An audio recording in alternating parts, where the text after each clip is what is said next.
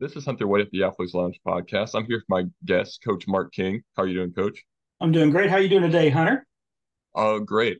So, Coach, just getting right into it. You're at Reitz, and how long have you been in the position of a head coach over there for Reitz cross country? I started coaching Wrights cross country, boys and girls. This is my 10th year. So I started fall of 2014 for boys and girls. What? So, you guys have been pretty successful this year so far, right? Hmm. So, what do you think the keys have been to having a successful season right now?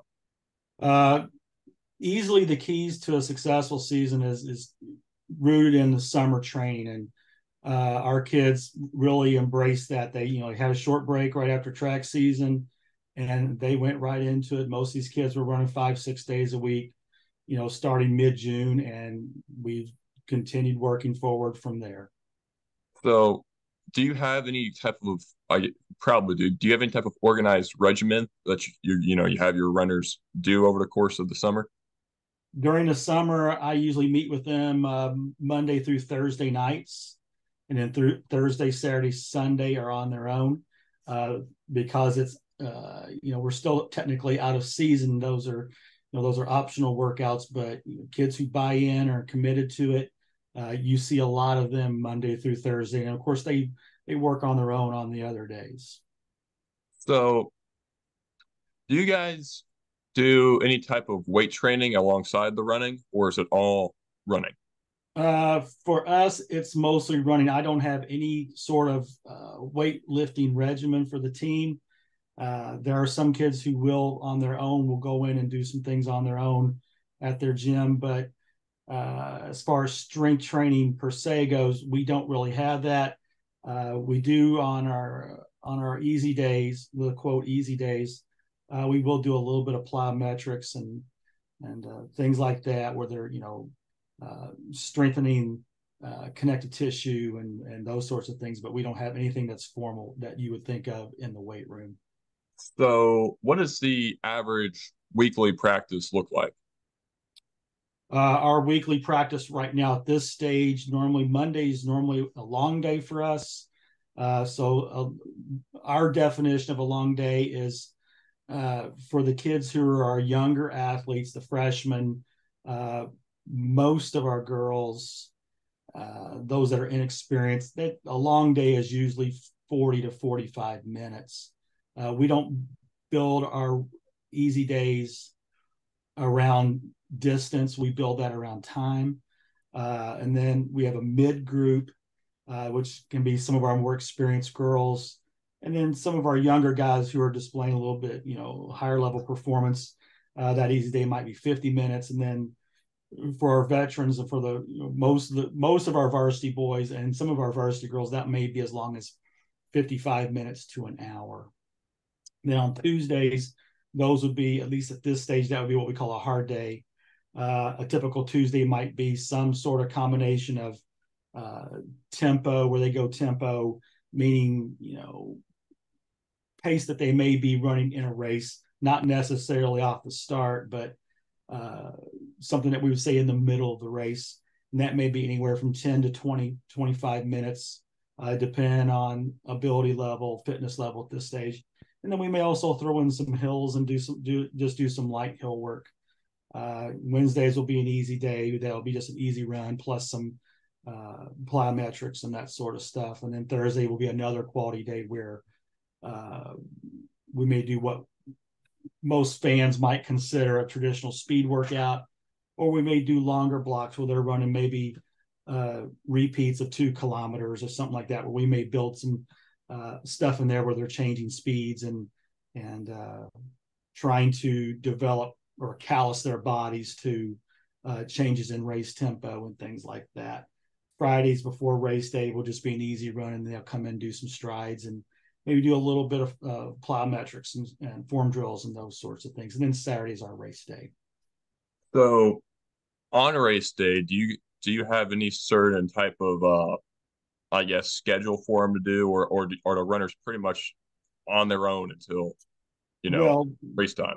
we have a routine, but that's basically run by our team leaders, and those team leaders are not always the quote fastest kids on the team. A lot of times those are run by the older kids that have been with me for a long time, who do a really great job of uh, making sure things are done the way I want them done, and they know exactly what that looks like. There'll be a 10 to 15 minute warm up, and then they'll come back and stretch for a little bit and make sure they've got all their details taken care of, whether it's making sure their numbers attached correctly and it matches what's in the program. And, and then they'll put their spikes on and do some strides and make sure they're ready to go to the line. So pre-race routine for us starts usually about 40 minutes before the gun goes. Warm-ups are usually 10 to 15 minutes, and then they just have just a normal routine where they stretch, and they may form drill a little bit, and then off they go. So because of, I guess, how many kids do you have right now? On the boys' side, we have 18 on the roster. On the girls' side, we have 8. So total of 26 kids in the cross-country classroom this year. So 7 for each make varsity, right? 7 for each make the varsity. And as we get close to the tournament, sometimes if it's possible, I'll try to work a handful of kids in there to give them some tournament experience. So for example, last season, you could run 7, and we switched out our 6s and our 7s for sectional and regional, simply because, we were in a position where we knew we were going to advance through the sectional and regional rounds, and just to give some kids some extra experience, which pays off as you get further down the road. If you can, visualize those kids helping you out as juniors and seniors, giving them experience as freshmen and sophomores, being in tournament racing, which is, just like any sport, tournament competition is a lot different from regular season competition. Cross country is no different. So how many seniors do you have on your roster? On the boys' side, I think I only have 2. We're from that standpoint, we're very young, and I've got one senior right now who's running number 7 for us, but I've got another senior who's like my 15th, and he does a great job organizing and leading the younger kids and making sure they're thinking of things that, as someone who's been coaching forever, just tends to take for granted and assumes that, younger kids know, but in most cases they don't know. So he does a great job of taking care of that for me. Yeah, I was about to ask. Go ahead. Yeah, because when I was going to ask if there's any, because if your seniors are, if you know this, if a senior knows he's not going to run varsity, is there any type of, like, I guess, change in role? Yeah. I mean, those kids, it's not something I necessarily make a point of, but they just assume it. They take it over, and I've been lucky in that way that for the most part, juniors and seniors take on those roles and do a really good job of looking after, 9th graders and kids who are running their first year cross country. Now I've got 3 seniors on the girls' side, so they do a really great job of taking care of all the details, and we got a lot of freshmen on the girls' side this year, so they've done a good job of making those kiddos feel comfortable. So when you have such a young team, does it make you excited for the upcoming years, knowing that they're that good, that young? Well, when you have freshmen, and we have good freshmen on the girls' side, and we got some great freshmen on the boys' side as well. It's a lot of fun, but you also do a lot of teaching. Even if those kids are really fast, they've still got a lot to learn. They've got, they've not experienced racing at this level. They may have been successful at the middle school level, but racing against 16, 17, 18-year-old boys is a lot different than, running for Perry Heights Middle School or Helfrich Park. So it's a bit of a leap for those kids if they're racing against kids that are, way more physically mature than they are. I was going to ask, because you guys are kind of, like out here at Gibson Southern, we can just run in cornfields pretty much, or run around them. So, because you guys are a little bit more populated area, I guess, how do you guys handle road runs? How do we handle what? Do you guys have road runs, or is it like, because we do, like, road runs just because Gibson County's right big. Well, we do almost all of our training. We meet at USI, so we go Okay. out to the USI campus, and we do most of our training. Every now and then, when we do our Friday practices on pre-meet days, we race on Saturdays, we'll meet in town at the Reitz campus. But for the most part, we do almost everything at USI, which gives us a lot of options out there. So kids can get a little more time on the grass, which I try to, I try to work in as much grass training as I can, because I think that's, better for them from a health standpoint. But it's also good to kind of replicate what they'll be doing, on race day. Yeah, running on concrete and grass is different. Yeah, it's a big difference. And, the terrain at USI is challenging. So that, I feel like is another thing that we can kind of add to our tool belt. So because of, I guess, you said they're so young. I guess you kind of have to, as a team, have to make sure that I guess they all know what they're supposed to do, day in, day out. Uh, Well, I or mean, we're I'm not real structured. Okay. So from a learning standpoint, that might make it a little bit easier because, we don't, before they go out for a run, we don't, I'll run through a few announcements and, buses leaving this time on Saturday and, stuff like that. But we're not real regimented. It's just, we meet and, those kids stretch on their own and, and I send them off. I give them the workout and I send them off and they take it from there. So from that standpoint, I mean, it's a lot different from other team sports, because, by nature, football and volleyball and soccer and those sorts of sports have to be a lot more structured and we could be more structured, but I don't, that's not the way that I choose to roll as far as how to coach the kids. And that, that hasn't really changed a lot over the years. So, well, here's a quick, I guess, do you have any tips for any people who are looking to, I guess, get faster or cut their times down or uh, as far as like high school kids or adults yeah, or, yeah, I guess yeah, high school. yeah, I think the easiest thing is finding ways to maintain consistency. It's no different than if you're trying to get better at shooting free throws or any other physical activity. Success comes through consistency. Now, it doesn't necessarily mean, running more, but it just means running more often.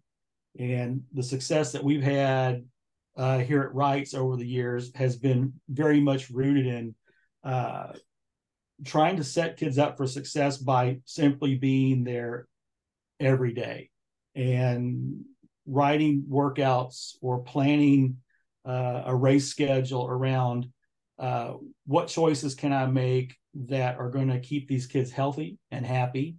And in that way, it makes them more consistent. And that's how you, especially for kids who are at this age, is if you can simply keep them going and keep them healthy, they're going to get better. So that's kind of where I go with training. I don't really red line. I use the word red line. I don't red line the kids because if one kid gets hurt, that workout wasn't worth it. So I'm always a less is better approach as far as the number of miles that we do and how much we ask of the kids. It's all rooted in consistency. So I guess on race day, what does your day look like at the circuit? What is Yeah, like what am I doing on race day? yeah, because Okay. For the most part, my role is to make sure that they don't have to think about anything except the race. And the other thing I do is just make sure they stay on schedule for warm up and make sure they're getting to the line when they're supposed to get to the line so that they can go out there and really demonstrate the hard work that they put in. Because, I like to say that, the work that you're putting in Monday through Friday is almost always going to be reflected on Saturday. And the work you put in during the week, builds your confidence and gives you confidence in what you can do on Saturday morning on race day. So my job is basically just put them in a spot where all they're thinking about is the task in front of them. uh you get pretty hyped up during the race.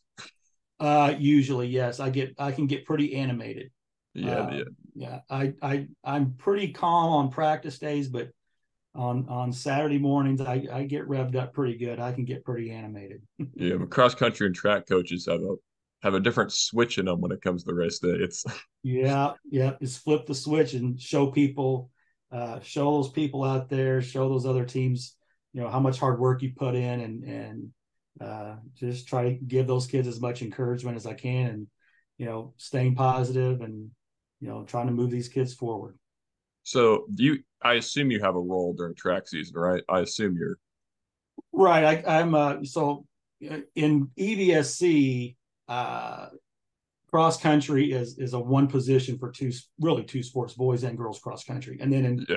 in track, then boys and girls track is split. So you have a head boys coach and a head Yeah. girls coach, and then they have assistants. So in track, I'm the head girls coach, but then I also work with the distance boys. So I had I'm fortunate enough to have the continuity. I have the support of the head boys coach, and it keeps the continuity year round for those kids, so they're only hearing one voice. Yeah, that's how Coach I does it up here in Gibson Center. Right. Exactly how he does it. The Yeah. So that it's a good thing, and I'm lucky from the standpoint that the head boys coach is very supportive of that, and he wants what's best for those boys, and just having that year-round continuity makes a big difference. so during track season, I guess can you kind of I guess tell I assume you said the continuity between the distance runners and track or match up with cross country kids pretty well. Mm-hmm. Can you already kind of tell during cross country season, during workouts, like who might be running the 800 or 1600 or things like that? uh well, usually you can, because if you've got kids, when you get to the point in the year where you're running shorter speed type workouts, and there are certain kids who are rising up and doing better than they normally do in a longer workout, then in your brain you're saying, well, that kid might be running the 8 and the 16, whereas the kids who are in some cases do really really well in the speed workouts all year, and they're suddenly getting passed by other kids on the short stuff, in your brain you're saying that kid's going to run the 3200. And you know honestly, it doesn't take too long to kind of start piecing that together, trying to figure out where that kid's going to be most successful during the spring. So talking about that, the 18 and 1600 or the 1800, the 800 and the 1600 are both relatively, speed based, especially the 800 speed based. And the Right. 32 and the 3200, I guess what I'm asking is how do you, I guess, motivate? How do you like during the race? Like, because the 3200, it's hard to motivate someone to go that many laps. Well, It's it depends on the kid, because if a kid is suited for the 3200, uh, from a I don't want to use the word talent, because that creates the impression that kids who run the 32 are not talented. It's simply yeah, their talents are geared towards this event as opposed to this event. So it's a different. It's almost like a different skill set. Like a different. Like you've got some kids who, like in a sport like football, and you might have kids who are quick and have great footwork. You might say, hey, they'd be great offensive linemen, where that skill set may not be the same as something you need for a linebacker necessarily. So, uh, as far as what I tell kids race time, it's we may have conversations about their goals, and what kind of pace that is, and trying to keep them on task and keep their mind on what they're trying to do. But you also, the goals can be times, but the goals can also be beating someone. And one of the things I try to do even in cross country is help these kids identify rivals, kids who they haven't beat yet, but through their hard work they may progress and beat those kids. So the great thing about distance running is there's endless ways to define success, and because you can define success in different ways, you can do goal setting on a whole lot of different levels. and I was gonna say because you touched on a couple points. I ran the 800, uh, Mm-hmm. and uh, in both I needed someone to run against. I couldn't just run against time. I liked directly running against someone, and then Mm-hmm. I had like 3 laps around the track in me, so I was not 16 or 3200 suited because Did you that, get bored? yes, and yes, and I'm like Yeah. 2 3/4 around the track. I'm like, oh, I'm done.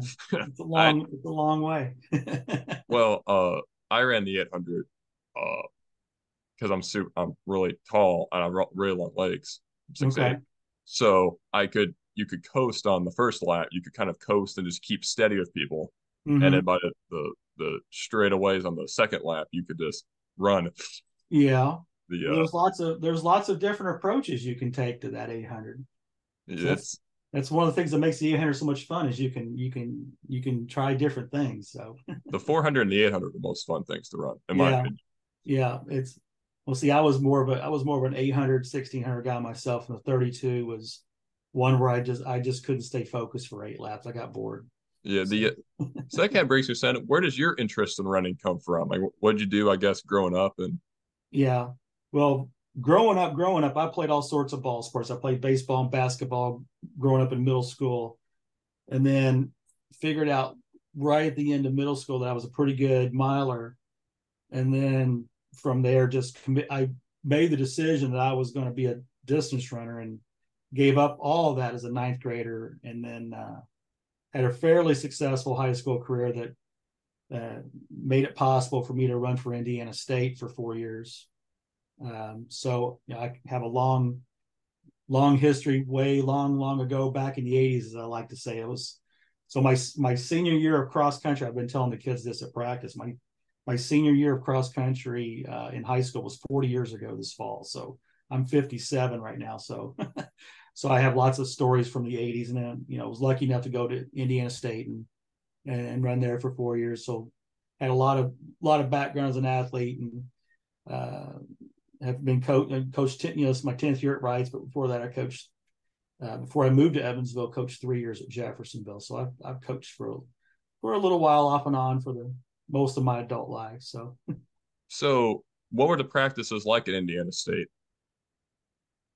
Were there were they they're tough? yeah, they were tough, but I was lucky enough that I had a really good high school coach, and he was very demanding of me, and I ran a lot in high school, and that transition was not real bad for me because I felt like I was really prepared well for that coming in, and from a mileage standpoint, it wasn't a lot different from my senior year of high school. I was running 70 miles a week my senior year of high school, and I was running 2 days all through the season. And that transition to college, which for us was, I probably went up to about 80, 85 a week in college. And so that was not a huge leap for me. Well, So that's mileage wise, it wasn't a big change. Uh, the biggest change probably was uh, just the year-round nature. As a distance runner, you ran cross country in the fall, then you had indoor track and you had outdoor track. So you didn't really have a downtime as a distance athlete because you were really part of three sports in a year. do you prefer indoor or outdoor track? I loved indoor track. I enjoyed it because the track was shorter and it required a little more decision making, and I thought strategy came into play a lot, and I was lucky enough that I had good enough leg speed that if I had to make quick decisions, I could do it and pull things off that during outdoors wasn't quite as feasible. Feels tighter. I mean, indoor tracks feel Yeah, significantly because yeah, they are, but they feel significantly tighter. yeah. I think there's a little more athleticism involved in indoor track because you've got to have quick reflexes and good decision making. So, I guess going back to the current season, you're because the season started so well. Do you have pretty, I guess, lofty expectations or at least thoughts about what you guys can do this year? Yeah, we've got we've got a pretty good team this year, and anybody who follows cross country in Southwest Indiana knows that we've got a pretty good team, and this might be one of the stronger teams that's come out of Southwest Indiana a while. We've got an opportunity to run through the tournament and be pretty competitive at every level, sectional, regional, and then at the state level. It's not out of the question that we could be top 10 this fall. So we're just staying focused on good, consistent training and doing the right things that are going to keep us healthy. And there's no reason to think that we can't be, in the top half of the state meet this year. So, do you not prep would not be the right word, but the bigger meets are completely different environments. They just feel everything about them feels different. So, do you try to Right. tell the younger kids, like, I guess, what to expect? Because it's when you see all those tents out there, Right. it gets kind of crazy. it's a lot to take in. Yeah, we one of the things that we did, we ran the Hokum Karam at Gibson Southern, and the next weekend Yep. we went to Elizabethtown, Kentucky, and ran a large invite. It was at a sports park, so we got to race at night, which was great because you're under the lights and the weather's a lot better. Uh, and on the boys' side, I think there were 41 teams that scored, in addition to the teams that ran schools that ran partial teams. So, we're in a field of 300 plus. So that gives the kids that are new, a chance to see that. And a lot of those kids that we've got have got some background. They've got some DNA and some larger meets. So it's not a total shock to the system. So they've seen that. And they know how that's like. And then we're going up to Terre Haute, not this coming weekend, but the following weekend. There's a major invitational at Laverne Gibson, and it's a night meet, and it's not just an Indiana meet. Got schools coming in from Ohio, Illinois, Michigan, Colorado. So it's a major invitational. So part of that is just to get kids used to having people around them, because a lot of times for the kids who are your elites, they're not used to having people around them, you know, of that magnitude. So it's a great, it's number one, it's fun. It's fun to race at night. But number two, it gives all those kids a chance to be used to running in traffic, and how do you handle it when you've got people, at your side for 15 to 16 minutes. Do you have any favorite courses that you prefer around here? Well, we certainly like Laverne Gibson because we know what that means, because that means we're in a big meet, and that's where the state championships are hosted, and was basically the prototype for most of the courses that have been designed across the country, that have been designed for cross country competition. So we know if we're going to Laverne Gibson, we're going to Yankee Stadium. So we like going there. Our kids actually very much enjoy going to Tell City because it's a country club, it's a golf course, and That's a fun course. the course is well maintained, and the kids run fast times on it, so that's always popular when they run a fast time. So we enjoy going to Tell City as well. I love keeping that one on the schedule because that's a classic. Yeah, Tell City, you feel fast on. Yeah, yeah. And I like where it is in the season because the footing is really good. So from my standpoint, that's a safe place to race. So you're not gonna. Yes, it's challenging because it's hilly and whatever, but for the most part, we're not gonna misstep or roll an ankle or knock No on wood, potholes. because we're racing there this coming weekend. So I'm knocking on wood, saying it's a safe course to run us, which is something that I think about as we approach the conference meet, sectional, regional, all the steps in the tournament. So I guess wrapping up here, any you talked about the Laverne Gibson meet. Any other meets you got coming up that you want to, I guess, Well, mention? I mean, we're very excited on the boys' side. We're very excited to go to Tell City this year because Columbus North is coming down, which is a traditional power in Indiana. I think they're ranked about 12th in the state right now, and we're ranked 18th. So it'll be a great matchup there on Saturday. Of course, we got the big meet at Laverne Gibson. It's called the Nike Twilight. We'll see most of the best teams in Indiana. We'll see a lot of great teams in the Midwest there, and then from there, then we're into championship season. We're into we have conference meet at Angel Mounds, and then we have sectional and regional rounds also at Angel Mounds this year.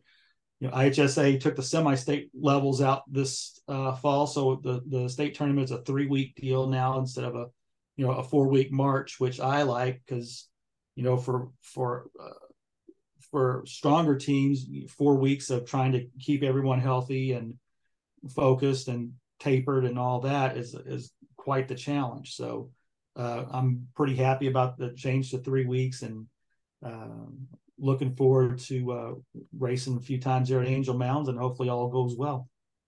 So that's all I have. If you want to add anything, feel free. Nope, I'm all good. Well, I've been Hunter Wade at the Athletes Lounge podcast. This has been Coach Mark King with Reitz Cross Country. And thanks for coming on, Coach. You bet. Hey, guys, this is Hunter Wade at the Athletes Lounge podcast. Please like, share, and subscribe where you can. Thanks.